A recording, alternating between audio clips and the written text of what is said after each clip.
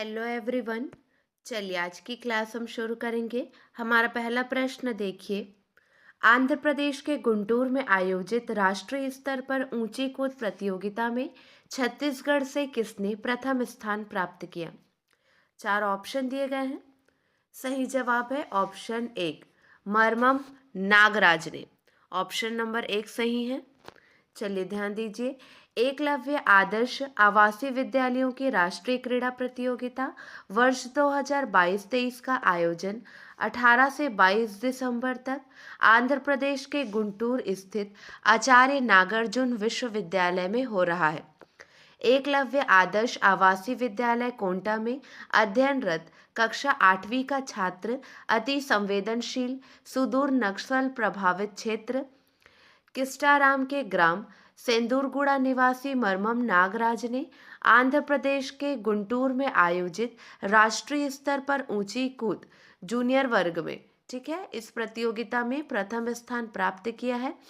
इस उपलब्धि पर कलेक्टर श्री हरीश एस ने मरमम नागराज को बधाई देते हुए उनकी उज्जवल भविष्य की कामना की। उनका इमेज देख लीजिए, ये हैं मरमम नागराज, ठीक है। अगला प्रश्न है, आंध्र प्रदेश के गुंटूर में आयोजित राष्ट्रीय खेल महोत्सव 2022 में छत्तीसगढ़ का प्रतिनिधि करते हुए बालक वर्ग 800 मीटर दौड़ में किसने गोल्ड मेडल प्राप्त कर देश में छत्तीसगढ़ का नाम रोशन किया? चार ऑप्शन दिए गए हैं। सही जवाब है ऑप्शन तीन, अर्जुन कोवाची। ऑप्शन तीन सही है। चलिए ध्यान दीजिए।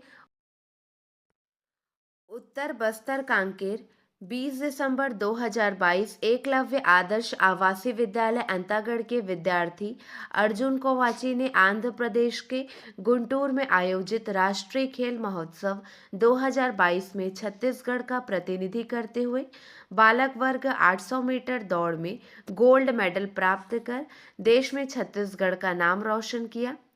कलेक्टर डॉक्टर प्रियंका शुक्ला ने अर्जुन कोवाची और उनके कोच सुनील ठाकुर सहित समस्त एकलव्य आदर्श आवासीय विद्यालय अंतागढ़ को बधाई तथा उज्जवल भविष्य की शुभकामनाएं दी। अगला प्रश्न है, छत्तीसगढ़ राज्य बाल कल्याण परिषद द्वारा प्रतिवर्ष की भांति इस वर्ष भी बाल कल्याण के क्षेत्र में अधिकतम कितने बालक बालिकाओं को पुरस्कृत किया जाएगा? सही जवाब है पाँच। छत्तीसगढ़ राज्य बाल कल्याण परिषद द्वारा प्रतिवर्ष की भांति इस वर्ष भी बाल कल्याण के क्षेत्र में अधिकतम 5 बालक बालिकाओं को पुरस्कृत किया जाएगा। अगला प्रश्न है, छत्तीसगढ़ में कहाँ सितंबर 2023 में प्रस्तावित G20 देशों की चौथी स्थायी वित्त कार्य समूह बैठक की व्यवस्था के संबंध में प्रशासनिक तैयारियां प्रारंभ कर दी गई है? सही जवाब है रायपुर। ऑप्शन टू सही है। छत्तीसगढ़ की राजधानी रायपुर में सितंबर 2023 में प्रस्तावित G20 देशों की चौथी स्थायी वित्त कार्य समूह बैठक की व्यवस्था के संबंध में प्रशासनिक तैयारियां प्रारंभ कर दी गई है। चलिए ध्यान दीजिए। बैठक में G20 देशों की बैठकों की व्यवस्थाओं के लिए अधिकारियों से व्यापक चर्चा की गई। G20 बैठक की विभिन्न व्यवस्थाओं के लिए राज्य स्तर पर अधिकारियों को नोडल अधिकारी नियुक्त किया गया है।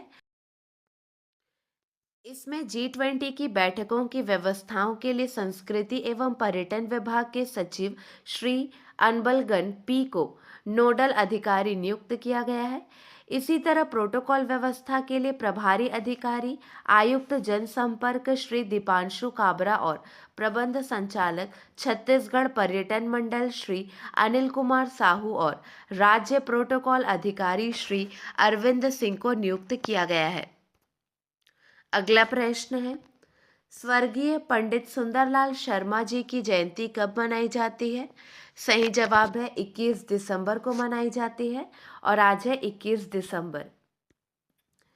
मुख्यमंत्री श्री भूपेश बघेल ने स्वतंत्रता संग्राम सेनानी, समाज सुधारक और प्रसिद्ध साहित्यकार स्वर्गीय पंडित सुंदरलाल शर्मा की 21 दिसंबर को जयंती पर उन्हें नमन किया है। श्री बघेल ने कहा है कि पंडित सुंदरलाल शर्मा स्वतंत्रता संग्राम के दौरान कई राष्ट्रीय आंदोलनों से जुड़े और छत्तीसगढ़ में स्वाधीनता आंदोलनों की मजबूती और जन जागरण के लिए भरसक प्रयत्न किया। वे किसानों के अधिकारों की लड़ाई के रूप में प्रसिद्ध कंडेल सत्याग्रह के प्रमुख सूत्रधार थे। उन्होंने सामाजिक चेतना की आवाज हर घर तक पहुंचाने का अविस्मरणीय कार्य किया। सुंदरलाल जी ने छत्तीसगढ़ के ग्रामीण इलाकों में फैले अंधविश्वास, छुआछूत, रूढ़िवादिता जैसी कुरीतियों को दूर करने के लिए अथक प्रयास किया। मुख्यमंत्री भूपेश बघेल ने कहा है कि पंडित सुंदरलाल शर्मा के जीवन मूल्य सदा प्रेरणा देते रहेंगे। अगला प्रश्न है, ठाकुर प्यारेलाल सिंह की जयंती कब मनाई जाती है? सही जवाब है 21 दिसंबर को मनाई जाती है। ठाकुर प्यारेलाल सिंह छत्तीसगढ़ में सहकारी आंदोलन के पुरोधा के रूप में जाने जाते हैं। वे छात्र जीवन से ही स्वाधीनता आंदोलनों से जुड़े। राजनांदगांव में मिल मजदूरों को संगठित कर उन्हें कुशल नेतृत्व प्रदान किया। अगला प्रश्न है, वर्तमान में प्रदेश के कितने गौठानों में गौमूत्र की खरीदी की जा रही है? सही जवाब है 96। वर्तमान में प्रदेश के 96 गौठानों में गौमूत्र की खरीदी की जा रही है। अगला प्रश्न है, छत्तीसगढ़ का पहला म्यूजियम कहाँ है जहां ऑडियो विजुअल सेटअप और एक विशेष धातु कार्टन स्टील के माध्यम से शहीद वीर नारायण सिंह की जीवनी को प्रदर्शित किया जा रहा है? ये क्वेश्चन बहुत इंपॉर्टेंट है। सही जवाब है सोनाखान। ऑप्शन 1 सही है। चलिए ध्यान दीजिए, शहीद वीर नारायण सिंह की जन्म एवं कर्म स्थली को उनके गौरव के अनुरूप विकसित करने के लिए जिला प्रशासन बलौदाबाजार भाटापारा द्वारा सोनाखान में भव्य ओपन एयर म्यूजियम का निर्माण किया गया, जिसका शुभारंभ मुख्यमंत्री श्री भूपेश बघेल ने किया। इसके अलावा उन्होंने बलौदाबाजार भाटापारा टूरिज्म सर्किट का भी शुभारंभ किया। क्लियर है? चलिए, आपके लिए 2 प्रश्न हैं। इसका सही जवाब आपको कमेंट सेक्शन में देना है। प्रश्न पर ध्यान दीजिए। छत्तीसगढ़ में किस योजना के तहत अब लोगों का पैन कार्ड घर बैठे बनेगा?